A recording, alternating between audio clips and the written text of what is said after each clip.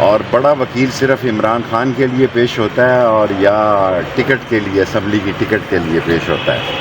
قبر ایک ہے جی، مردے تین ہیں، اور فیصلہ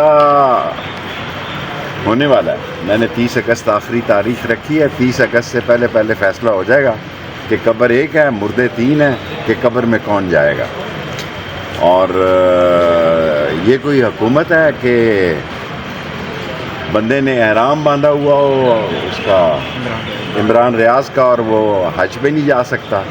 شہباز گل کے بھائی کو پکڑ لیا، مشہور اظہر مشوانی کے بھائیوں کو پکڑ لیا، اٹھا کے لے گئے. اٹھانا یہاں ایک فیشن بن گیا ہے، اور پاکستان میں ہجڑے مقبول ترین طاقت بن چکے ہیں. اب آپ جس دکان پہ جا، وہ ہجڑے ناچتے نہیں ہیں، وہ جس دکان کے آگے سے گزرتے ہیں 100 کا نوٹ ان کو ملتا ہے، کیونکہ انہوں نے ان کی ٹھکائی کی ہے جنہوں نے ظلم کیا. شیخ صاحب، ایک صحافی نے دعویٰ کیا ہے کہ جب آپ کا انٹرویو منیب فاروق صاحب لے رہے تھے تو آپ نے ان کے گٹے گوڈے پکڑے اور آپ نے کہا کہ میری سیاست کا سوال ہے. اور اب آپ نے منیب فاروق، مجھے کچھ پتہ نہیں تھا. میں کعبے کی چھت پہ گیا ہوں، میری جب آنکھیں کھلی تو میں اپنے گھر میں تھا. وہاں منیب فاروق نے میرا انٹرویو لیا. میں ان کا مشکور ہوں کہ جو میں نے کہا انہوں نے وہی نشر کیا. اور مجھے فخر ہے کہ میں 40 دن کیا 40 سال بھی رہتا تو عمران خان اور بشرا بی بی پر الزام نہ لگاتا. اور میں سمجھتا ہوں پاکستان اہم ترین دور سے گزر رہا ہے. ان بیکاریوں کو نہ سعودی عرب سے خیرات ملی، نہ UAE سے ملی، اور چین سے بھی منہ لٹکائے ہوئے آئے ہیں.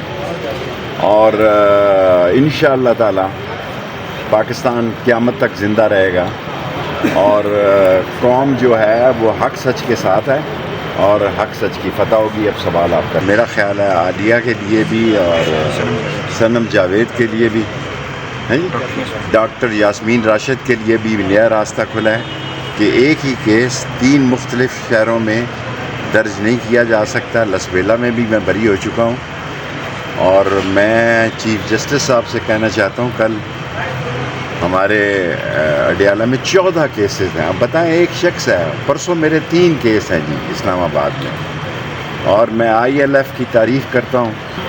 سو میں یہ سمجھتا ہوں کہ کل جو ہائی کورٹ میں اڈیالہ جیل میں کیسز ہیں، میں چیف جسٹس صاحب سے اپیل کرنا چاہتا ہوں کہ غریب مر گیا، 2000 روپے لگتے ہیں. ILF کو میں 4 صوبائی ہیڈ کوارٹر میں 30 اگست کے بعد استقبالیہ دوں گا.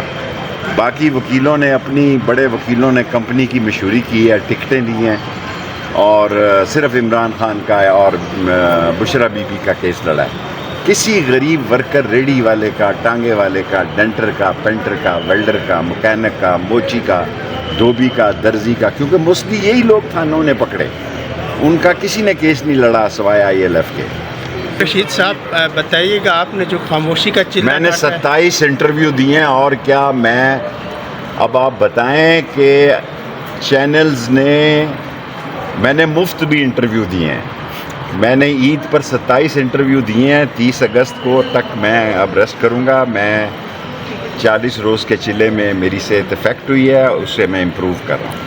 اچھا، یہ آپ خواتین کی رہائی کے لیے بات کرتے ہیں، صنم جاوید اور یاسمین راشد صاحبہ کے لیے. آپ یہ بتائیے گا کہ تحریک انصاف کی جو پروگریس ہے اس سے آپ ہے مطمئن، ان کے وکلا کی اپنی احتجاج عمران خان کی رہائی کے حوالے سے؟ کہ صنم جاوید اور یاسمین راشد اور عالیہ حمزہ کے ساتھ بڑی زیادتی ہے. اور آج کے کیس کے فیصلے کا جس میں یہ تھا کہ میں آصف زرداری پر میں نے قتل کا الزام لگایا، اس کے بعد میرا خیال ہے ان کو کیس میں بڑی مدد مل سکتی ہے. سر یہ بتائیے گا کہ جو مریم نواز کے حوالے سے زبیر ملک کی سٹیٹمنٹ ہے، سر میں عورتوں کے بارے میں جواب، میں بچیوں کے بارے میں نہیں جواب. سر ابھی جو موسٹ ریسنٹ آپریشن کا تیاری کی، سر اس کا بھی فیصلہ 30 اگست کے بعد کروں گا. ابھی جب ہوگا شروع پھر میں. شیخ بڑے سخت قسم کے، تو ہواؤں کا رخ بدل رہا ہے، کیا ہو رہا ہے سر؟